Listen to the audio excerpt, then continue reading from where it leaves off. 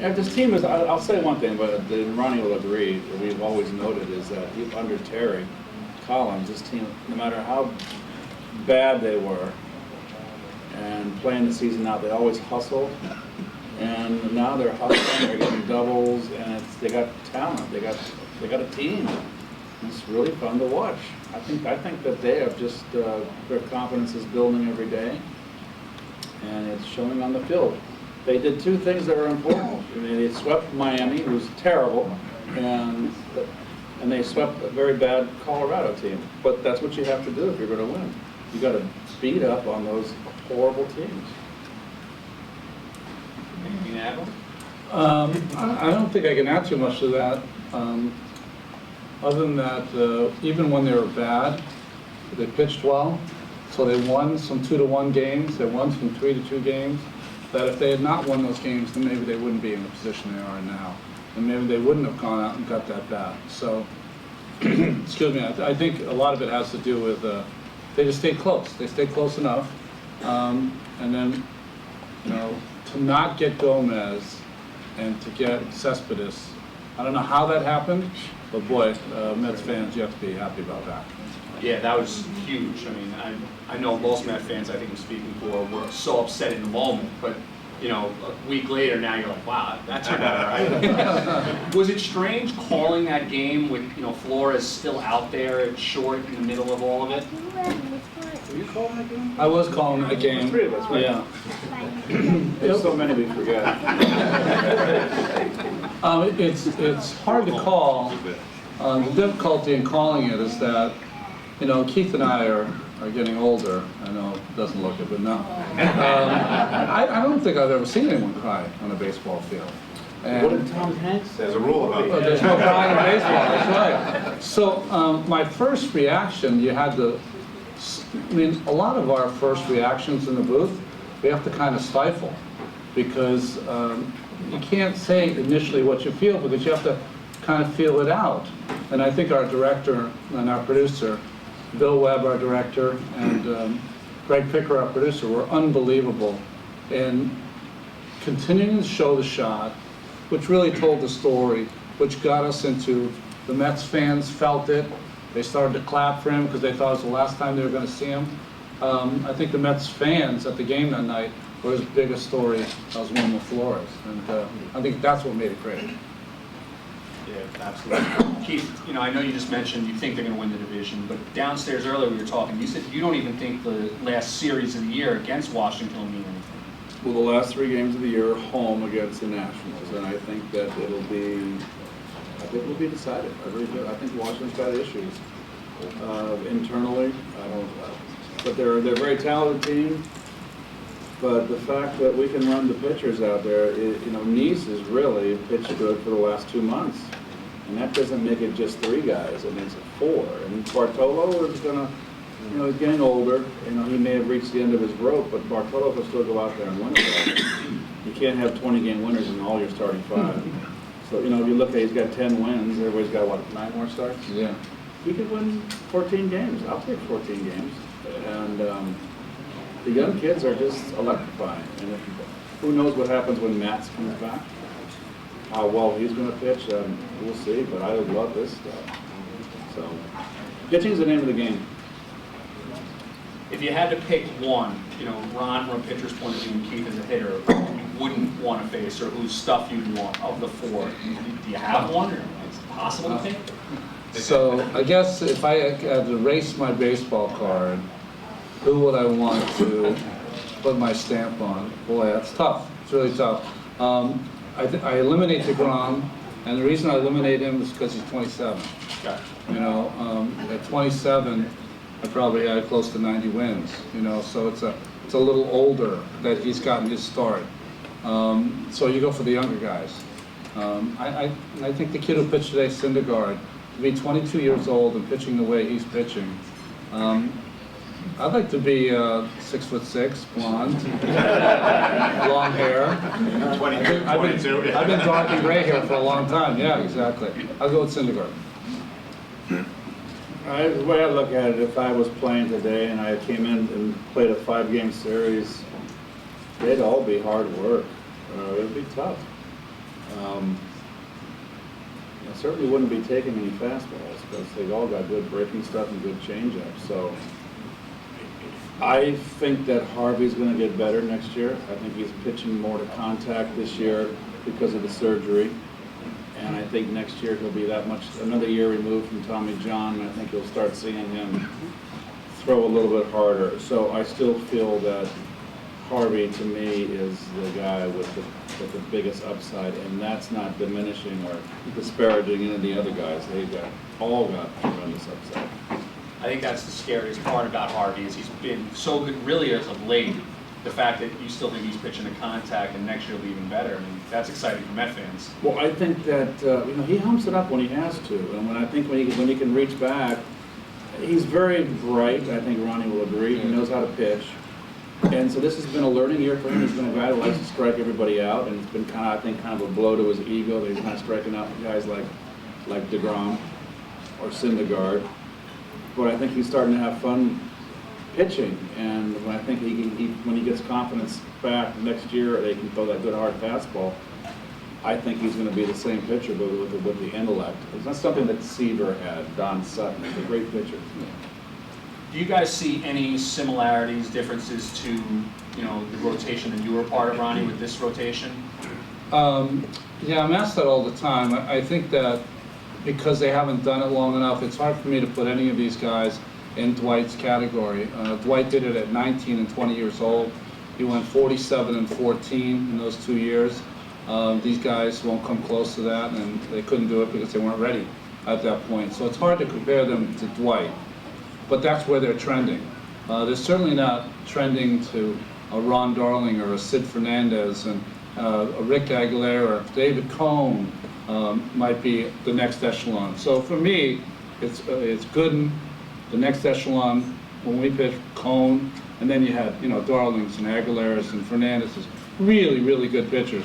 These guys are Coney atmosphere and trending towards Dwight, and because they're doing the stuff every day, we get these Elias notes, and historically they're doing stuff that has never ever been done in the franchise, ever. And the one thing that they have working against them is that they'll never be allowed to be Seaver because they won't let them pitch complete games. So they'll never have shutouts, they'll never have complete games. And the other thing you have to wait on before you compare them to the guys in the 80s is that you have to do it for 6 years. And that's not easy. You always assume that you can do it for 6 years. But to win 15 games for 6 years is a very difficult thing to do. Do I think they can do it? Easily. But health is an issue. Has been in the past, probably will be in the future.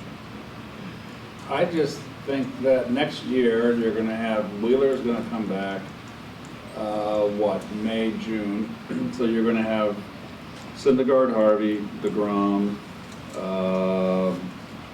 Matz, and Wheeler as your starting five. That's how I feel it's going to line up. And to me, that is as talented a young group I've ever seen. Starting five, and they're all young. DeGrom will be the oldest at 28.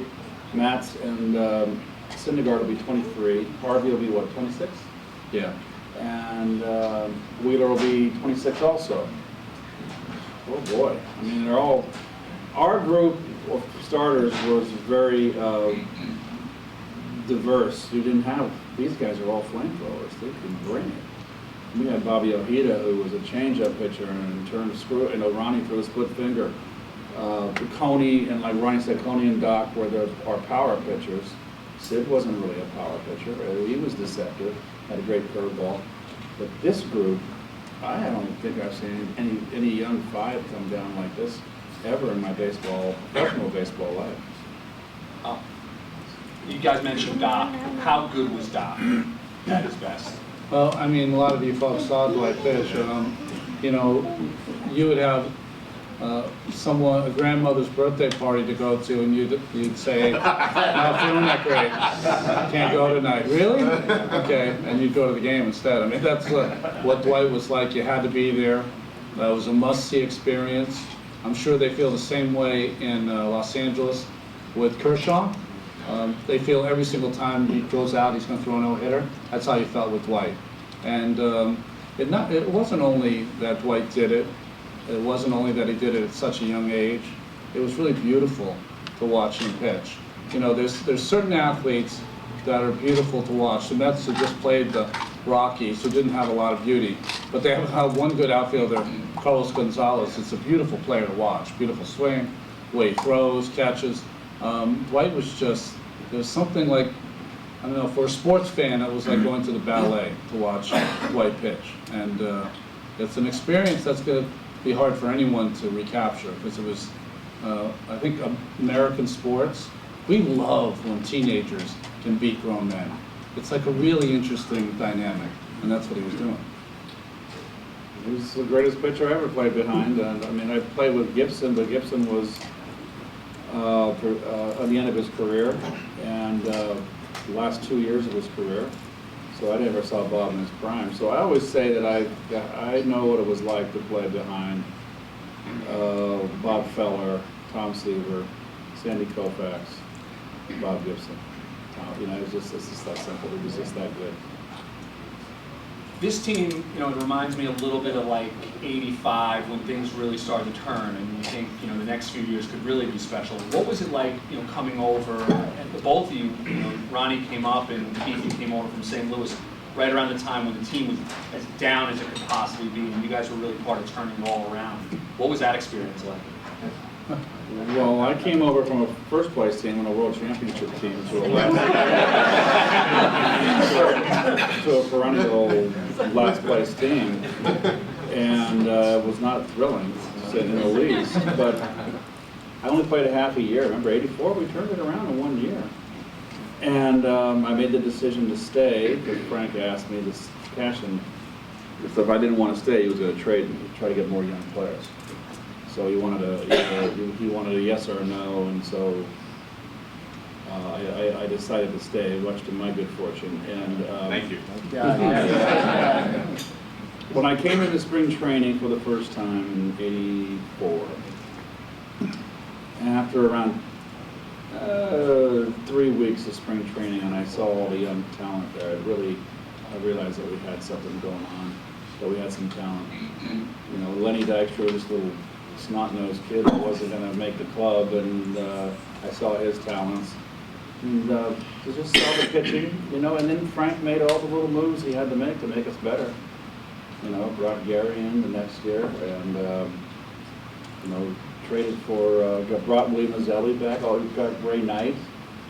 He made a lot of really good moves to add to our club. So it was a special decade for Mets, in Mets history. I was very proud to be a part of that. I was in spring training with the Texas Rangers. I'd been their #1 pick 6 months prior. I was the last cut of spring training in Pompano Beach, Florida, on the East Coast. Called into Don Zimmer's office and he said, kid, you're going to go to Oklahoma City. You're going to make 3 starts on April 24th. I'll remember this forever. April 24th, you're going to come up to Arlington and pitch against Minnesota Twins. I said, wow, this is awesome. I drove as fast as I could from Pompano Beach to Plant City, where their minor league complex was. In that time, it took about 3 hours, 3.5 hours. I got to my hotel room, it was a Holiday Inn, and we used to always have a saying, the red light's on. It means you had a message. Picked up my phone, I had just been traded. So from that conversation, by the time I got to Pompano, to Plant City, I've been traded. And I said to who? The person on the line said the Metropolitans. I'm like, who the hell are they? So the Mets. I said, oh, okay, all right, whatever. And there was a press conference the next day. I'll never forget this. And it was just a bunch of ragamuffins. You got traded from Mazzelli, right? I got traded from Maslow, who said, famously said, I can't believe I got traded, but I really can't believe I got traded for 2 minor leaguers. So it was me and Walt Terrell got traded for Lee. And Lee and I were all friends now. But it was just a bunch of ragamuffins. And the first meeting I had was going to AAA. First meeting I had, they asked one of the pitchers that was going to AAA, said, okay, we're all going to talk about our stuff. So the catchers know, what is your stuff? Do you have a fastball, curveball, slider? So they go to this first guy, I won't say his name because I wouldn't want to embarrass him. They go, so what do you have? He goes, well, I've got 8 different kinds of fastballs. I go when I can sink, I mean, that's the kind of group that I had been traded into. And I went down to AAA, and my manager didn't speak to me for the entire year, did not have a pitching coach.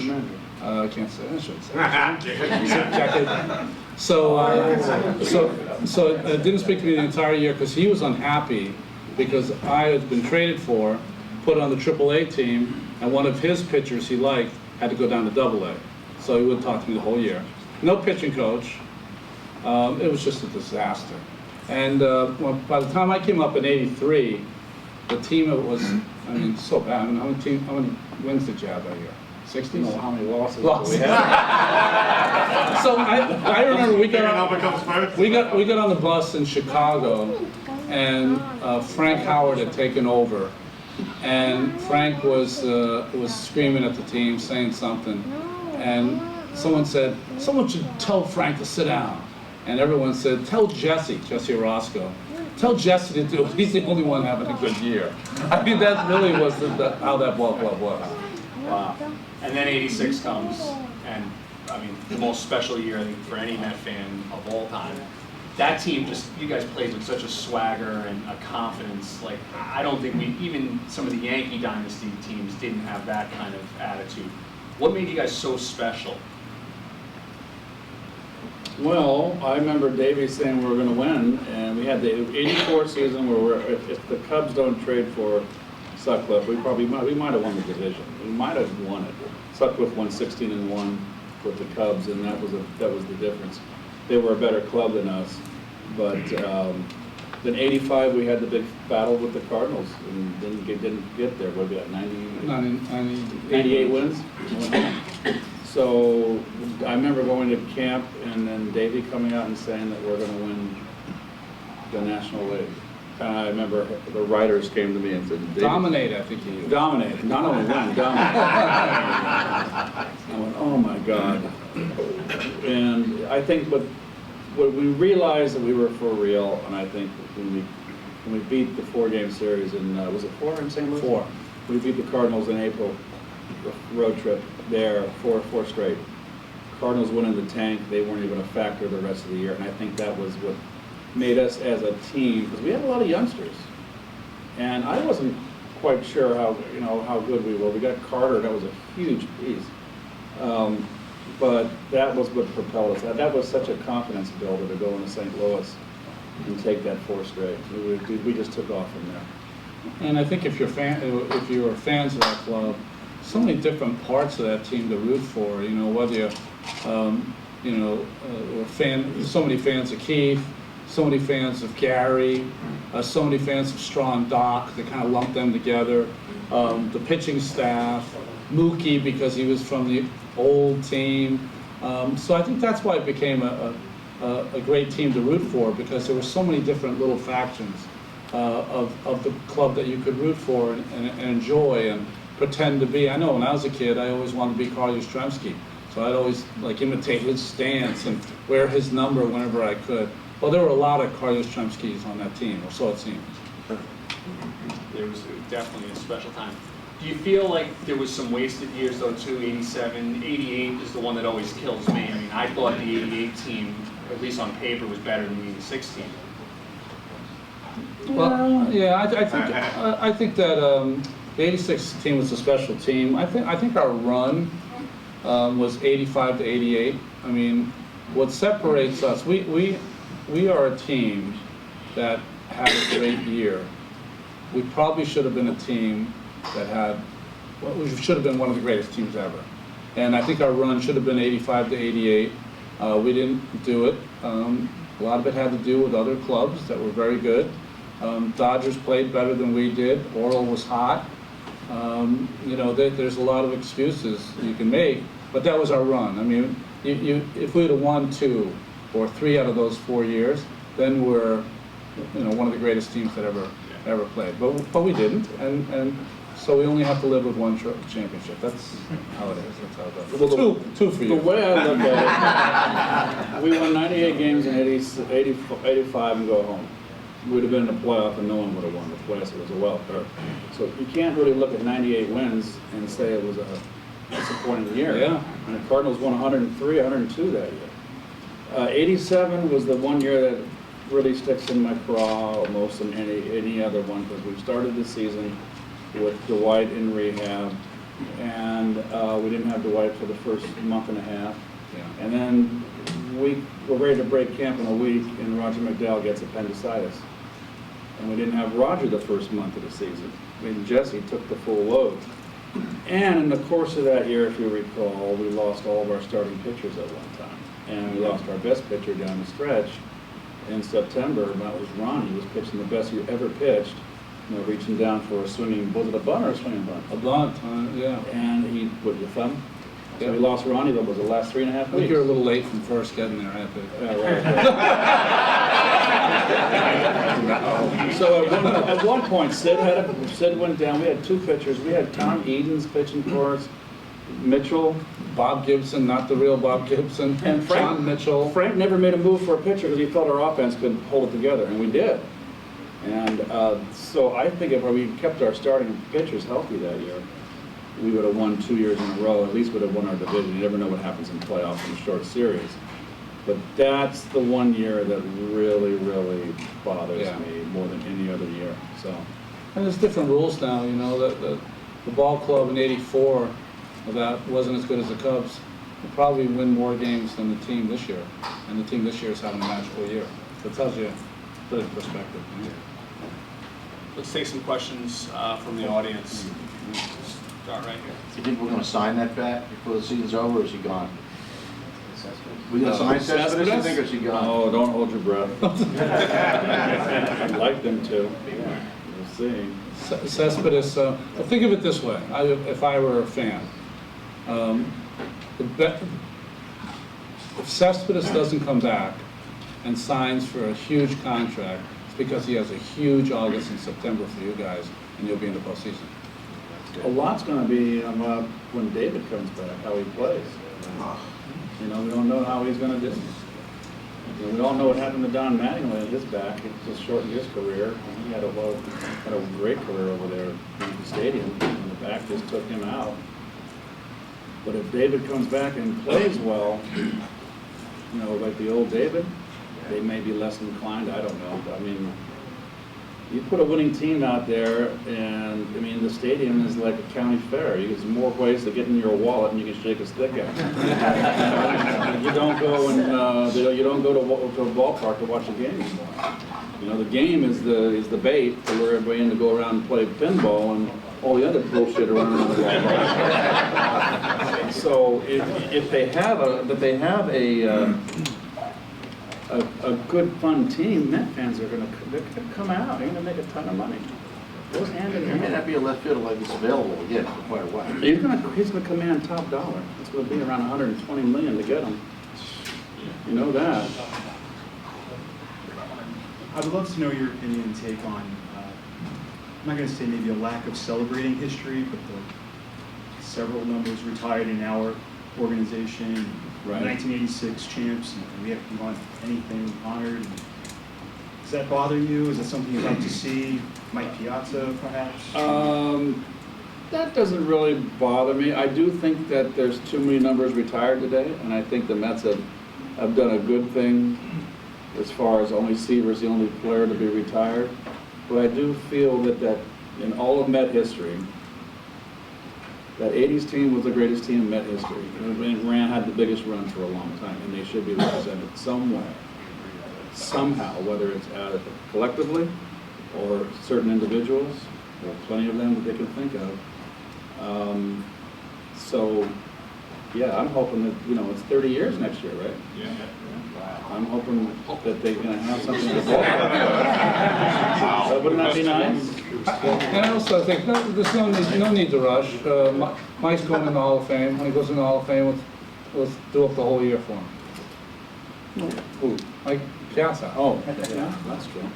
He is going to go in the Hall of Fame. How important do you guys think it was when they made the trades for professional bats like Juan Uribe in the Clubhouse and Kelly John, guys who are just true professionals teaching maybe some of these other guys, and I don't know what that says about maybe the veterans that they had already, you know, coinciding with this 11-2. kind of run they've been on lately since they've gotten these guys? Well, they didn't really have veterans on the bench. That's the problem. The problem is that what has happened with ball clubs is that they're paying top dollar for the guys that they put on the field, for their top-notch pitchers and closers, but they're scrimping on the people that they have on the bench. So at the end of the game, when you're trying to win a ball game, you got Joe AAA coming up trying to get a hit. He's not going to get a hit. It's not his fault. It's his fault for being put in that position. So when you have guys like a Kelly Johnson or a Juan Uribe, guys that know how to take an at-bat, they also know how to sit for 2 days. They also are not going to be a clubhouse lawyer and say, I should be starting, so-and-so's not getting hits. All of that is really important in the atmosphere of a clubhouse. So they're professional not only when they're on the field, but when they're on the bench, or in the clubhouse, on the bus, on the plane. I mean, you live with these guys for 6 months, 7 months, and it's very, very important. Keith mentioned it before. Since I think 2006, part of 07 maybe, this team is starting to have that wheeling feeling of being a team, that 25 guys can do so much more than 1 or 2 guys. And when you get that feeling, and we've had it a few times, it's very fleeting. When you have it, there's nothing like it. I mean, that's why I'm going to be 55 in a few days. At 55 years old, I would do anything, just 1 day of that again. But you can't do it. You can't replicate it. I don't care what you do. You could buy the world. You could buy an airline. You can't replicate that feeling, that brotherhood, fraternity, of being together for a whole year and making it work. Well, I think too is that, remember, we saw the human element of the game with Flores. So we tend to forget that these guys make a lot of money, and people look and say they're supposed to produce, and there's a human element to the game. And we saw this team struggle for 2 months, couldn't hit a broadside of the barn, couldn't hit water to thaw out the boat. And it was demoralizing. I can see the expressions on their face. And I think what happened when the ownership finally opened up the purse strings and brought in first Uribe and Johnson, I think that it was a shot in the arm for the team that, hey, ownership wants to win. And then when they got Cespedes, and also Clipper, we didn't forget Clipper. Clipper was a huge move for the bullpen. So I think that injected the club with a lot of, it just gave it a shot in the arm. But this team was dead in the water as far as offensively was concerned. There was no coming out of it. They had to do something. So it's amazing how the season can change. And the first half gets all forgotten. You have a great second half. You always want to finish strong. And let's hope they can keep it up. I mean, I root for them. We're supposed to be very objective up there. And we get killed if we're homers. But, yeah, Bonnie and I, we're pulling like hell for them. We want them to win. What do you think of the way they trot out the infield every game? You're going to lose in the lineup versus a steady lineup, having the same 4 infielders for 90% of the game? I think it all derived when Terry said the best guys that are going to hit are going to play. I think he threw out the gauntlet out, the challenge, and he's always been a manager that rewards his players. If they have a big game, they'll put them in the next day. Lagares, who's been woeful, got the 3 hits. He put them back in the line the next day. But he hit a home run today, right? Yeah. I think competition is a great thing. But I think at some point, you have to have your core has got to be out there. You got to go to the whip. And to me, the guys that are going to be platoon, to me, even though Murphy's not hitting left-handers well this year, I think Murph's got to play every day. I think Duda's got to play every day. You can monkey around with the middle infielders. You can platoon there as far as I'm concerned. I have no problem with playing Flores, Kelly Johnson, flip-flopping there. Kadire and Conforto, I have no issue with that. But your basic core has got to be out there. Garneau's got to be out there every day. Granderson, Cespedes. I keep Tejada pretty much every day as shortstop until he unless he tires out. You gotta be careful with him, he tuckers out. But he gives you a better glove. I mean, we all saw our defense up the middle in the first part of the year. There's things I wanted to say in the air and I couldn't because it just was balls were getting through. I think you did say it. No, because they were trying. People were out of position. I mean, come on. I mean, it's the old axiom is you got to be strong up the middle to win. Okay, and the game hasn't changed. If you don't have good, strong defense up the middle, you're going to be in a world of trouble. Do you think Murphy will definitely be gone at the end of the season? What do you think?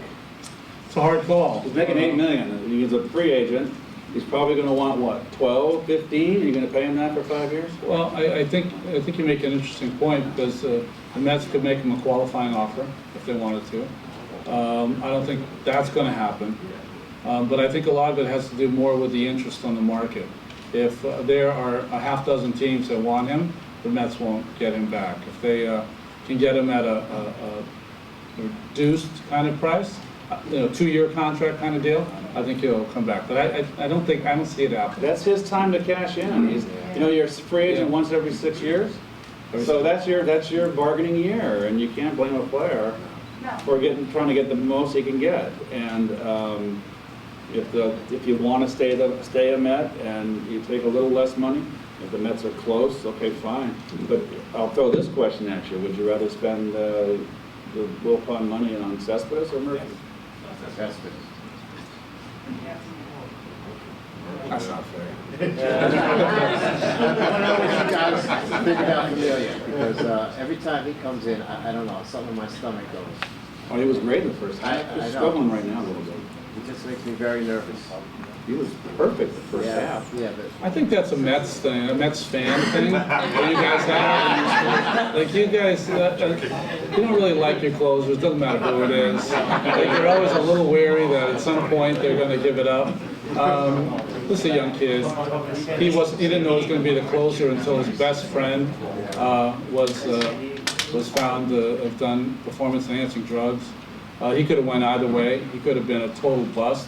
Instead, he manned up and he grabbed that position. I think it says a lot about him. I think it says a lot about his development that after the All-Star break, after he'd had a child maybe a month prior, he wasn't full bore, 100% like he should be, and he snapped right to it again. So, I don't know. I think it says more about, I'm a big fan of his. If you ever got to know him, he's one of the sweetest kids you could ever be around, except when he gets on that mound. And, part of his success is that sometimes he has no idea where the ball's going. So I think that works against the hitters that are up there, because his ball will sink more than I think I've ever seen a 97, 98 mile an hour ball sink. So it's hard to keep that in the zone. So it's not going to be 1, 2, 3, 12 pitches every time with Familia. You're going to need the tums. But remember that he didn't know he was going to be the closer until after his best friend got the PED suspension. He grabbed a hold of it, and if you had to say an MVP in the first half, he was by far the MVP. I think probably he did a lot of 2-inning saves this year in the first half. I think that's something they probably won't do next year, but we didn't have a Tyler Clippard, someone to bridge for him. He is a little erratic right now. I'm a little concerned because if he pitches like he did the first half down the stretch, the party's over. But if he's going to struggle, he's been a little erratic. He's getting better and better last couple times out, but he's still a little inconsistent with his pitches. And where the first half he was just unbelievable. It was just never made a mistake. So maybe he's just going through a tough patch right now, and they'll pull out of it. And obviously you want him there in September when they start the games mean things. thanks. Okay, so what do you think about Lucas Duda, and what advice do you have for him as a first baseman? That sounds like a you question. Number one, he needs to get his back better and get back in the lineup. First base, Lucas is really pretty sure-handed. He's just not a real agile guy. He's a big lumbering kind of guy. So, but whatever he can get to, he makes the plays. He's a good scooper. I think he sometimes plays a little bit too far away from the bag, and then he gets his foot where it gets in trouble. I'd rather have him play at depth defensively where he can get to the bag and make sure he's set. But we all saw what happened in, was it Miami? Where he kind of fell down on the base. You don't want to do that. That's not good. That's bad for your ankles. You can get stepped on. So I want him a little closer. And those are the things you don't really you just want good glove from Lucas and to make the plays. The bat's what Lucas is all about. So we need him in the lineup, and he's been very hot and cold this year. I know. All of a sudden, he hit those 8 home runs, and he cools off. So you just don't know what you're going to get from him. So my advice is see the ball and hit it. The '86 Division Series versus the Astros. What do you think Mike Scott was doing to the ball, and how come you guys didn't go out there and try to stop him? Davey. Well, Don Sutton was the one that sued, remember? Yeah. Don Sutton had a razor blade, and he used to cut the ball up, and the umpire came out and threw him out of the game. We went to court and sued that they were preventing him from doing his job, making a living, and he won. So the umpires couldn't go out and inspect the ball. Now, everybody knew what he was doing to the ball, but we could never figure out where it was coming from. Yeah,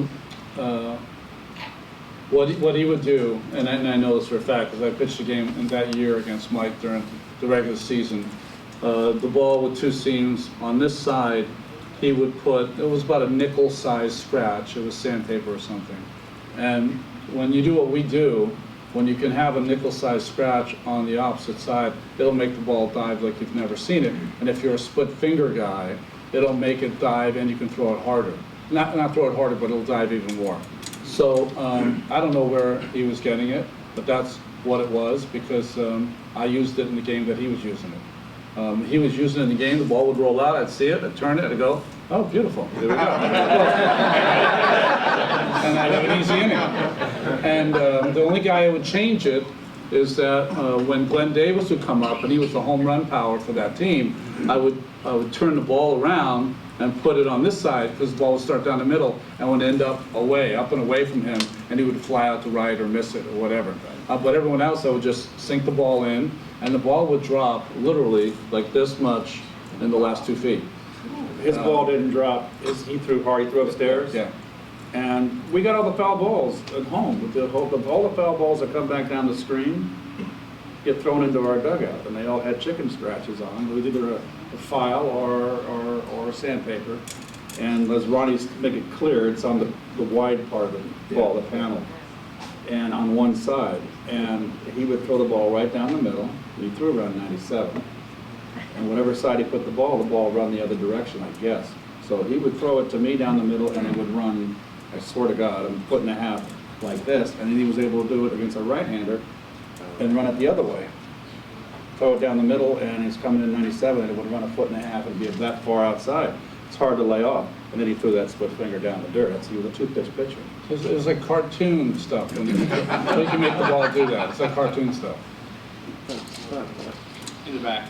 What are your thoughts on the young pitchers on such tight pitch counts? I mean, the line, you put that young guy out, 75 pitches, throwing on 1 hitter. That's one of that game. Well, my issue is that everyone's treated the same, so Jonathan Neese is treated the same as Matt Harvey. Matt Harvey's, 6'4", 240 pounds of muscle. And Jonathan Neese is a big guy too, but certainly not built like Matt. So to have 1 pitch count for everyone makes no sense to me to start. If you drafted a pitcher out of USC today, he wouldn't make the major leagues for a couple of years. He'd be on pitch limits the entire time. He would never pitch a complete game and no shutouts, maybe 2 or 3 a year. That was Tom Seaver, was drafted from USC. You don't allow the really great ones to blossom into the great ones. That's what the pitch limits do. I know that they're trying and they really believe that they're protecting the pitchers, but there's no book to protect you. If you're going to get injured, you're just going to get injured. When you're protected by innings is by your parents' DNA. That's what protects you. Do you have the body to take the brunt of what it is to throw 225 to 50 innings? That's what it's all about. And you know, the second thing, and the game has changed. There used to be a day where, you know, you would pitch, but you're not. I would never throw 100% unless I had a hitter up, and it's the third inning, and it's 1-0. The Mets are winning, and the guy in third and less than 2 outs. Now I'm throwing as hard as I can because I'm trying to hump up a little bit to get that guy to fly out or miss the ball, whatever. That's when you throw 100%. These guys come out, and it's 2 hours of frenetic pace. They don't even think, it's like a NASCAR race. They're not even thinking about the ninth. It's 2 hours I have, and I'm gonna throw as hard as I can, snap off a breaking ball as hard as I can, turn over a change up as hard as I can for 2 hours. That's what you got me for. So it's a whole different deal, and that's why they're at about 100. And you know the game's changed. It's too much bullpen now. And we all know the game goes by real fast when the starters are in there.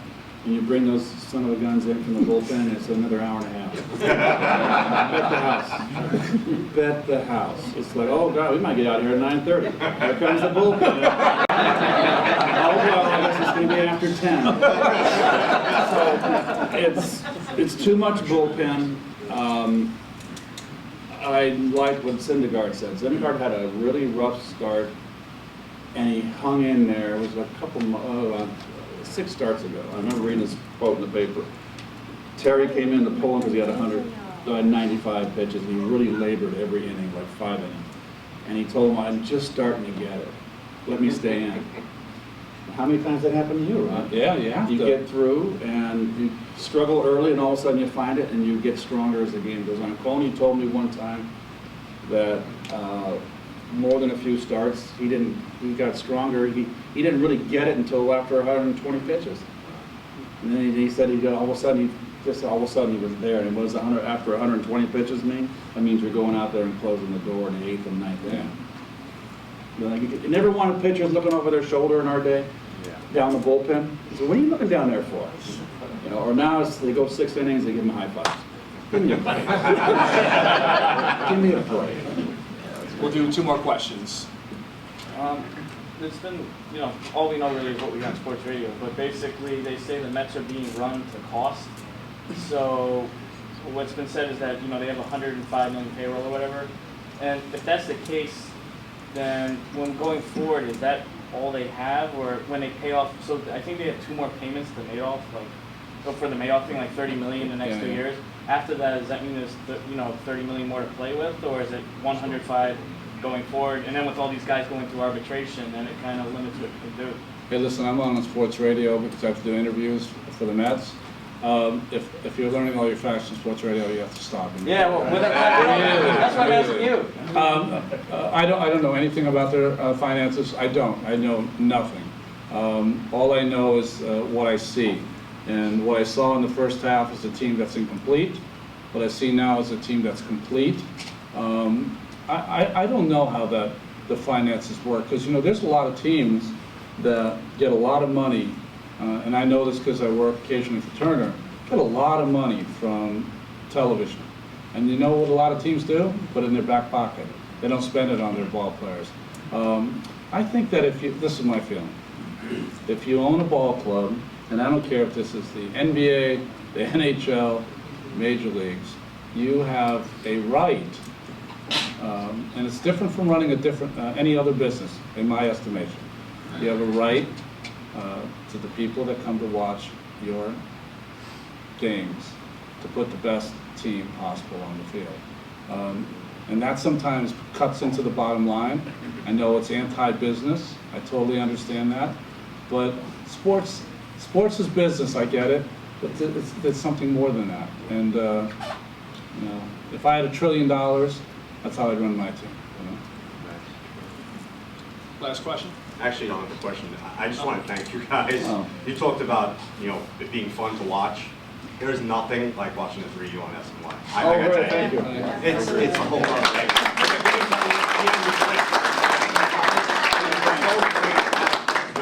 It's just awesome. You truly enjoy baseball. If you really want a show They should put a camera on us in between innings, then you'd have. The things we'd like to say. And we get pretty much, we get free reign from the wool ponds. Let me tell you, we've never had anybody come in our booth and tell us to be homers and you're being too critical. They've encouraged us to be honest in the booth. That's what they want. So We can see it, it's cool. you know, that doesn't happen out there. Did you bring the parakeet last night? Yeah, the parakeet. Did you bring that parakeet last night? I didn't. But Gary sure picked up on it, so we got the parakeet, what is it called? The rally parakeet? It has its own Twitter handle now. Last question. Who are your favorite players to like watch and of course announce? Today's players? Yes. Who do I like to? I wish there was more speed in the game. You know what's tough about baseball today? The three divisions, because we only see the other division twice. 6 games a year. So that I don't like that aspect of it. So if a Posey comes into town, he may be in a slump, or he might be red hot, and then we go to San Francisco, and then we don't see him again. Where before you'd see him twice. So you lose that. That effect. As players, I like to see. Ronnie, why don't you go down? There's two. As a player, I love watching Mike Trout. Yes. I like. He plays like he's a Jersey kid. You know what I mean? He's just tough as nails. Plays every day. He's just an amazing athlete. And then I love watching Kershaw. It's obvious because he's such a good pitcher. I'm taking the Mets out of this, okay, for you. So it's just non-Mets. I love watching Kershaw. It's not only because he's such a great pitcher. He never shows up his teammates. He's a good teammate. He tries when he's batting or running the bases, try to be an athlete. In the winter, he does unbelievable charitable work. I mean, those are the kind of faces I think you want for Major League Baseball, those kind of guys. And he represents himself, his family well. It's fun watching him. Cespedes right now is someone that's fun to watch.